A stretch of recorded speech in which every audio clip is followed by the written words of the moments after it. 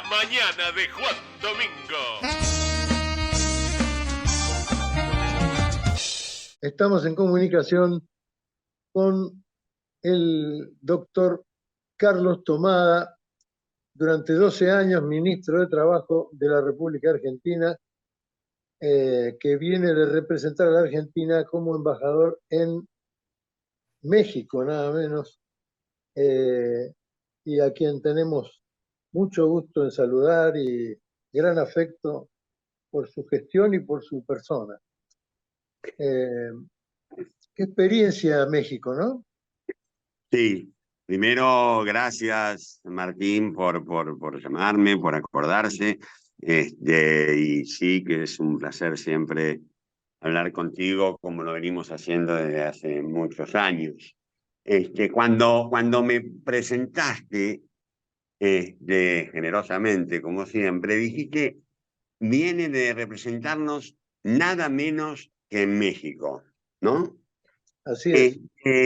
Y me llamó la atención porque atrás de ese nada menos está todo lo más, digamos, que es la relación o que debería ser la relación entre México y Argentina.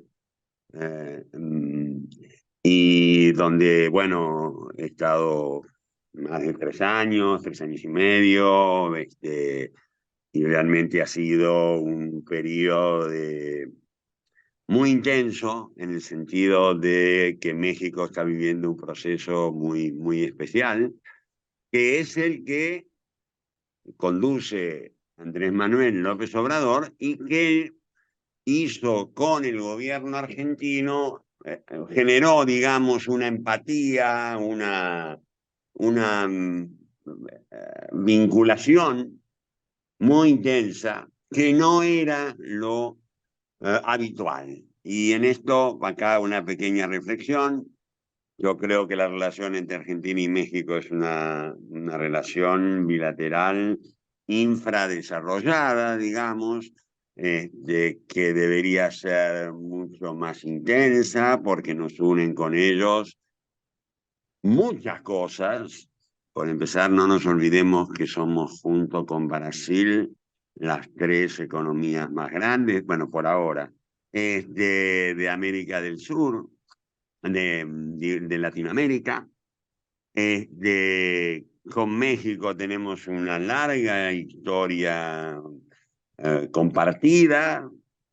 Y digamos la verdad, tenemos más historia compartida que con Brasil, ¿no? Ustedes saben que el gobierno de López Obrador se denomina las 4T, que quiere decir las 4 transformaciones, que fueron la independencia, el periodo de las libertades del gobierno de Benito Juárez y la revolución mexicana, que tiene su punto más alto con el gobierno de Lázaro Cárdenas, de un gobierno que para los que somos peronistas, digamos, nos trae muchos recuerdos, desde lo simbólico, desde las medidas concretas que se tomaron de una enorme profundidad y que dejaron una marca muy grande en México. Bueno, y Andrés Manuel considera que él está liderando la 4ª gran transformación de México, y creo que tiene bastante razón, sobre todo proviniendo de una etapa donde el partido del PRI, ¿no?, que era el partido de la Revolución Institucional, había entrado en un proceso de decadencia importante, y la derecha, representada por el PAN, había hecho 2 gobiernos lamentables por distintas razones que generaron gran rechazo. Entonces, sobre ese desprestigio de todas las fuerzas políticas, aparece Andrés Manuel López Obrador con Morena y con un proyecto de reforma importante. Y acá podemos ir haciendo alguna pequeña introducción, puentecito hacia la Argentina. López Obrador ha hecho un gobierno donde ha modificado muchas cosas que parecían inconmovibles en la estructura política institucional de México, pero además encima ha dejado un legado que se expresa en 20 puntos, para que se continúe. Hay elecciones este año, dentro de 90 días hay elecciones en México, probablemente la triunfadora sea Claudia Sheinbaum, que es como queda evidenciado, es una mujer, una académica, una mujer que viene de ser jefa de gobierno de la Ciudad de México y que cuenta con el apoyo, sobre todo de AMLO, como le dicen en México, pero le ha dejado un legado que se expresa en 20 puntos. Yo no los voy a leer ahora, les sugiero que los busquen, pero que yo me tomé el trabajo entre divertido y sufriente de compararlo con los puntos del pacto que propone nuestro presidente Milei para el Pacto de Mayo, y donde vemos Seguramente, cómo... seguramente no coincide con ninguno. Y vos sabés que tenés razón. Y vos sabés que tenés razón, exactamente. Hay una diferencia abismal entre 10 puntos que son una mera reiteración del consenso de Washington, que es lo que está haciendo este señor, y por otro lado, un legado de transformaciones en términos de cambio climático, en términos de derechos de los trabajadores, en términos políticos, que demuestran, y con esto termino esta parte, que demuestran que las reformas, que las transformaciones son posibles de hacer. No hay esta imposibilidad, no hay este pensamiento único que alguna vez supimos conocer y que afortunadamente está en retroceso en el mundo, por lo menos desde el 2008 para acá. Claro está, y después podemos hablar también de eso, claro está que han dejado en estos 40 años, han dejado una marca, una impronta en el sentido común en el mundo, de manera global, que es lo que, bueno, algunos llaman batalla cultural, otros debate sobre las palabras, y que yo creo que es uno de los ejes fundamentales que a nosotros nos debe preocupar.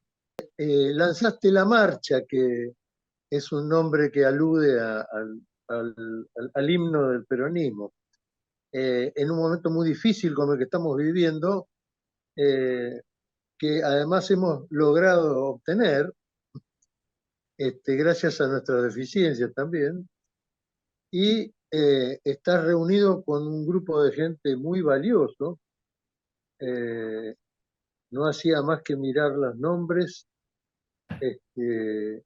como el de Jorge Bernetti, como el de Nacho Vélez, Guillermo de Indurra, un montón de compañeros de gran valía. eh, y me gustaría, Beatriz Gagliardi, bueno, Jimena Benítez, que ha estado, y Jimena Merlo, que ha estado también en el tema de trabajo, acompañando, Luis Abad, Jaime Sorín, bueno, Gerardo Drogué, que es todo un desafío bueno, un punto de apoyo para reorganizar el movimiento, ¿no? Además son todas personalidades para gobernar, para administrar el Estado. Bueno, somos más modestos que todo eso. Sí, bueno, Eso, el grupo, digamos, un grupo que ya tiene una trayectoria, pero bueno, creemos que es el momento de sumar, no, y como dice el documento, es un momento, por un lado, de reflexionar, por otro lado de unirnos y organizarnos, y por otro movilizarnos. Creo que es lo que la hora nos exige a quienes nos sentimos parte del movimiento nacional, que hoy somos oposición por decisión electoral, y que tenemos que hacernos cargo de esa oposición, por un lado, todos, no estoy hablando ahora de la marcha, digamos, todo lo que expresamos nos sentimos parte del movimiento nacional y popular y del peronismo, tenemos claro, y este gobierno en ese sentido, entre comillas, y a costa del dolor de la gente, facilita, porque con él no hay ninguna posibilidad ni tampoco le interesa ningún tipo de diálogo. Tenemos entonces la obligación de confrontar con el gobierno. Una obligación de no solamente marcar nuestras diferencias, sino también impedir que esta masacre que se está llevando a cabo, que se está haciendo a una velocidad desconocida, y que entonces nos obliga a salir, a manifestarnos en la calle, pero también darnos todos los debates que sean necesarios. Me da la sensación de que la necesidad que hay de hacer una gran convocatoria de peronismo y que volver al planteo que le costó la pole position, pero que lo introdujo en la historia definitivamente Antonio Cafiero, que fue que el pueblo peronista vote, ¿no? Y elija su conducción. Sí, sin lugar a duda. Creo que los procesos de recomposición, llamémoslo así, o de reposicionamiento después de derrotas que hemos tenido, Uh-huh. y pérdidas de identidad que hemos tenido, como Uh-huh. en esta oportunidad, pero ha habido otras, llevan un tiempo. Llevan un tiempo, y con esto no estoy diciendo que de sencillez, para que aclare, porque la circunstancia no lo Nos permite, empuja, ¿no? Nos digamos. empuja. Pero también al mismo tiempo, por eso decíamos, reflexionar por un lado, para encontrar el modelo, el proyecto de país que hoy pretende el movimiento nacional y popular, pero al mismo tiempo unirnos y organizarnos. Tenemos que terminar con tanto fraccionamiento y internas. No. A ver, a mí no me preocupa la diversidad, es una característica del peronismo y bienvenida sea. Y el peronismo ha sido fuerte cuando más ha recogido esa diversidad. Cuando más frentista ha sido el peronismo, han sido sus momentos más gloriosos, ¿no? Así que a mí eso no me molesta. Lo que sí me parece que frente a un enemigo, y la palabra no es casual, porque Milei es un enemigo, de todo lo que no sea discusión para la construcción de la unidad y de un programa común es perder el tiempo. Uh-huh. No hay ningún problema en hacer autocríticas, que siempre nos piden a nosotros, ¿no? Nunca se las piden a la derecha. A mí yo no he escuchado que le hayan pedido autocríticas a Macri, ni a ninguno de los gobiernos radicales, bueno, en fin. Pero me parece que también hay una enfermedad infantil, parafraseando a un gran autor, a un líder político de comienzos del siglo XX. Hay una enfermedad infantil del debate de ideas, que es el internismo, ¿no? Uh-huh. Y creo que hay que estar por encima de eso.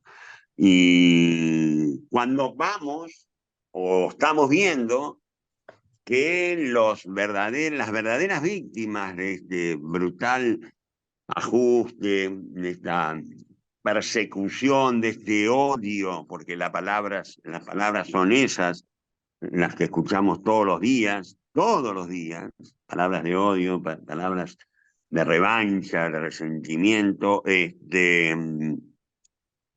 vemos que ya hay reacciones, ya más temprano que tarde, por un lado la CGT, con el paro realizado en enero, junto con la CTA y los movimientos sociales, y que logró una convocatoria que trascendió la representación de los trabajadores y trabajadoras. La acción del bloque de diputados de Unión por la Patria para afrontar el proyecto de la ley ómnibus, este intento solapado de reformar la Constitución, y todas las reuniones de militancia, de las cuales en algunas me han invitado y he ido como participante, así como todas las acciones legales que están frenando algunos aspectos del DNU. Bueno, todas estas cuestiones son expresiones de la, no sé si la palabra exacta es resistencia, de la confrontación y de ponerle límites a este gobierno, la acción de los gobernadores.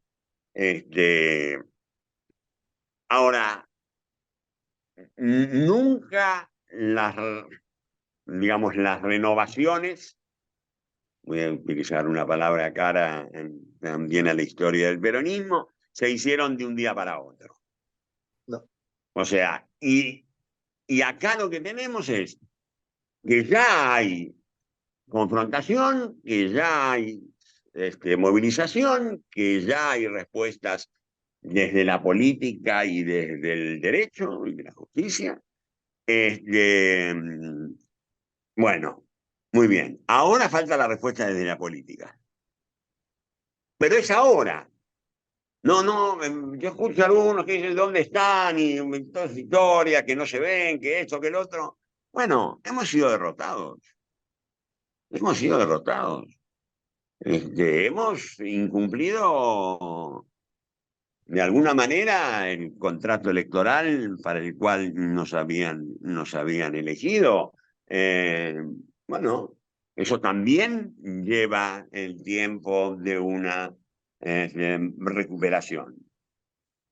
¿Y cómo se tiene que dar? Y se tiene que dar desde la acción política. Me parece que eso es lo más importante, como fue por otra parte, las otras veces. La renovación apareció como una expresión nueva dentro del peronismo al año y medio de haber perdido las elecciones del 83. Y el liderazgo de Antonio Cafiero, por poner en una figura, digamos, apareció luego, cuando hicieron la renovación, junto con otros dirigentes, que después tuvieron la interna y que finalmente ganó Menem. Pero digamos, ese fue el proceso. Y hablo de estas cosas de historia, Martín, porque está bien que hablemos de historia. Uh-huh. Yo siempre tengo presente esa frase de Rodolfo Walsh, cuando dijo en uno de sus documentos: los sectores dominantes siempre quieren que nosotros no tengamos historia, para que siempre estemos empezando de nuevo. Y nosotros no estamos empezando de nuevo. Nosotros, y hablo, aunque más no sea la Argentina de estos 40 años de democracia, hemos tenido grandes victorias, hemos tenido derrotas, hemos tenido aciertos, hemos tenido errores, y sobre eso tenemos que construir. Y sobre eso debemos construir. Y por eso no me llama la atención que ya el presidente del Congreso haya llamado a reunión en el PJ, y me parece bien, y me parece que lo mejor sería lo más amplio posible, de manera de contener a nuestro activo militante, que va un poco más allá del partido, pero ya está indicando que hay clara conciencia de que a todo este movimiento social de oposición es necesario ponerle una referencia, una conducción, donde estén todos los sectores representados, absolutamente todos.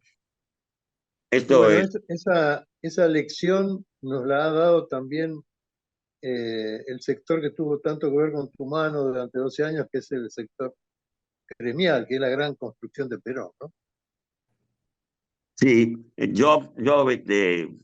suelo citar la frase, pero nunca la digo completa porque me emociona tanto que nunca la termino de decir completa, pero es aquella frase donde Perón les dice: únanse porque sobre la hermandad de los trabajadores ha de ponerse de pie la gloriosa nación, ¿no?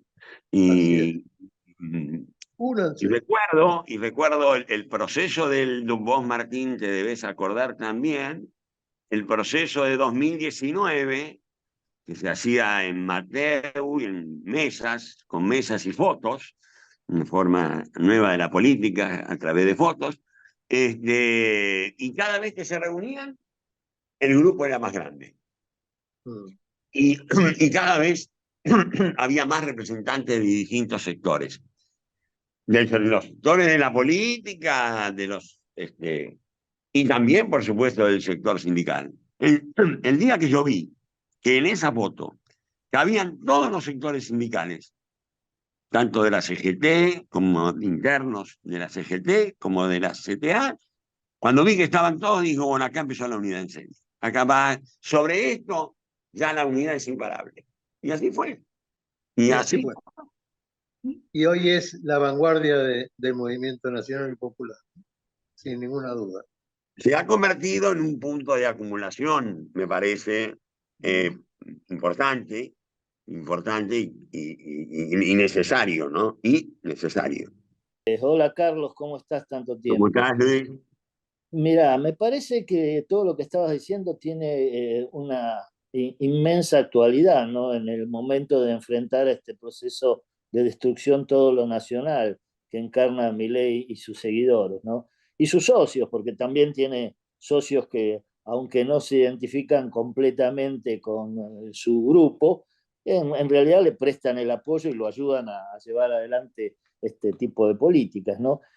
¿No te parece que lo que el peronismo tendría que fijar como primera opción es recuperar aquel sentido que le marcó en su momento Eva, cuando dijo el peronismo será revolucionario o no será? Y entender que lo de revolucionario no se trata simplemente de ir a combatir o de tomar las armas, sino de promover los cambios profundos que este país precisa, ¿no? Eh, Y sí, Luis, absolutamente de acuerdo. La pérdida de ese carácter transformador, tenemos que entender de una vez por todas que no puede ser producto, porque no lo ha sido, producto solamente de una vanguardia, sino que forma parte intrínseca del peronismo, por definición, digamos. Nosotros vinimos a la historia argentina para esas dos cosas, para representar a los humildes, ya que las citaste a Evita, y para transformar. Entonces, y cuando abandonamos eso, ¿eh? Como decía antes, junto con el espíritu frentista, que también es fundacional en el peronismo, perdemos esencia, perdemos identidad, perdemos fuerza y, y perdemos esa capacidad de representar que yo creo que seguimos teniendo. Finalmente los números así lo siguen indicando. Y creo que hay algunos temas en los que tenemos que hacer un eje fundamental, ¿no? En esta etapa. Y, y uno de ellos es el tema de la soberanía, que es una palabra que no existe en el vocabulario. Junto con trabajo y trabajadores son tres palabras que no existen en el vocabulario de Milei, ni de ninguno de sus acompañantes, como vos dijiste. Algunos acompañantes que más que acompañantes son más enemigos todavía que Milei. Porque no nos olvidemos que el macrismo quiere terminar con nosotros, quiere terminar con el peronismo, quiere terminar con el sindicalismo, con el kirchnerismo, con todo lo que ha sido la expresión popular de estos 40 años. Milei quiere hacer una transformación anarcosindicalista que no sé dónde queda, ni qué quiere decir, solamente quiere decir hasta ahora dolor, pérdida de derechos, agravios, amenazas, solamente eso. Pero el macrismo es peor, digamos, porque ellos sí van por ejemplo, por la soberanía.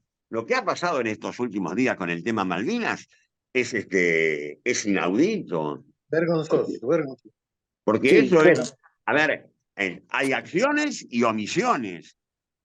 Hay acciones tolerables y acciones intolerables. Y hay omisiones que son intolerables. sí, Tremendo, claro. tremendo. Tal vez los ejes para esta nueva renovación, una más de las que le toca vivir al movimiento nacional, serían las históricas tres banderas, ¿no? La soberanía política, la independencia económica, la justicia social, tan criticada en estos días por el mamarracho que ocupa la Rosada. Y yo le agregaría algo que el peronismo tuvo que emprender su defensa a partir de las violaciones que sufrió después de las continuas dictaduras que lo desalojaron del poder, que es la defensa irrestricta y la promoción de los derechos humanos en su múltiple dimensión, ¿no? Coincido plenamente. Yo siempre digo que a las tres banderas innegociables, pero también adaptadas a los tiempos que corren, hay que agregarle dos. Una es la de memoria, verdad y justicia, que creo que es a lo que vos te referís, no solamente a los derechos humanos vinculados a la dictadura cívico-militar, sino a los derechos humanos de hoy, de ayer y de siempre, digamos. Y me parece que eso también tiene identidad propia y que el peronismo tiene toda la autoridad para hacerse cargo de esa bandera. Y otra que si bien nos viene de la historia, pero que yo la he vivido muy intensamente en estos últimos años, que es el tema de la patria grande, ¿no? El tema de la integración latinoamericana. Sin ninguna Perón se duda. ha referido a ella de las 1000 maneras posibles que nos podemos recordar, y no lo voy a hacer acá, sería una falta de respeto para estas trayectorias peronistas que tengo delante mío. Pero realmente que desde México uno entiende más qué quiere decir patria grande, qué quiere decir la integración latinoamericana en un tiempo donde las derechas no quieren ningún tipo de integración, no son neutras, no les importa el proceso de integración en ninguna de sus facetas, ni política, ni económica, ni social, de ninguna manera. Entonces, es otra bandera que nosotros hemos tenido siempre, que tenemos que ponerla a la altura de las otras y que curiosamente, acá valga como anécdota, o no tan curiosamente, el peronismo tuvo dos grandes embajadores en México. El primero fue el primer embajador de Perón, que fue nada más ni nada menos que Manuel Ugarte, nombre que le puse a la biblioteca de la embajada. Claro, un prohombre de la integración latinoamericana. Absolutamente, un latinoamericanista reconocido en toda la región. Y luego también Abelardo Ramos, Totalmente. que es otro hombre que ha escrito, pensado la patria grande sin ser necesariamente peronista, pero sí del movimiento popular, me parece que a esta altura podemos decirlo de esa manera. Así que, siguiendo lo de Luis, coincido absolutamente que estas dos banderas, junto con las tres históricas, tienen que seguir siendo las que nos movilizan y nos unen. Carlos, te agradecemos muchísimo esta entrevista. Te felicitamos por tu labor siempre, siempre siempre pensamos eso, aunque no te lo digamos. Y te mandamos un fuerte abrazo. Vamos a estar en la calle juntos y en la vida. No tengo ninguna duda que así será con todos y todas y cada uno. Les mando a todos un abrazo. Gracias, Martín.